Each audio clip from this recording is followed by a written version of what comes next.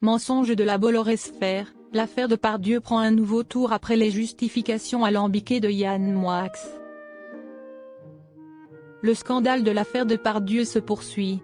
Alors que Yann Moix essaie de se défendre en disant que son documentaire était une fiction, ses arguments sont démontés par un célèbre journaliste. Les gros dégueulasses. Si est-il le titre de la une de Libération. Vendredi 14 février, le journal dévoilait de nouveaux extraits du voyage en Corée du Nord, en 2018, entre Gérard Depardieu et Yann Moix. On y voyait l'écrivain et l'acteur tenir des propos obscènes, sexistes, misogynes, homophobes et immondes. Des images chocs publiées dans un but précis. Si nous en rendons compte, ce n'est pas pour choquer gratuitement mais parce qu'ils en disent long sur la personnalité et les comportements de ces deux hommes qui se disent innocents comme l'enfant qui vient de naître et s'insurgent même contre le prétendu acharnement dont ils seraient l'objet, a expliqué une journaliste. Jusqu'ici, l'ancien chroniqueur s'était toujours désolidarisé des propos de Gérard Depardieu.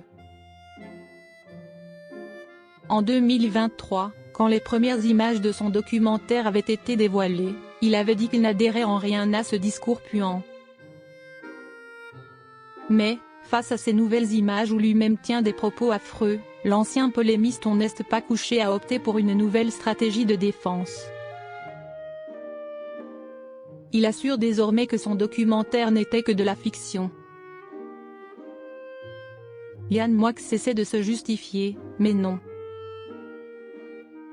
Ce n'était pas une caméra cachée, puisque que je joue dans mon propre film, donc je sais que je suis filmé, puisque si est censé être montré un jour.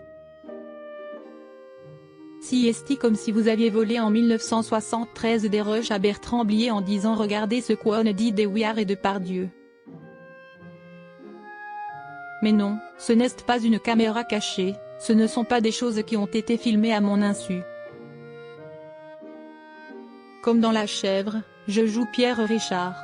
Gérard Depardieu joue Gérard Depardieu. Donc on exagère tout, plaidait ainsi péniblement Yann Moix chez Pascal Praud sur Europe 1 il y a quelques jours, avant d'accuser les gens d'avoir volé son film.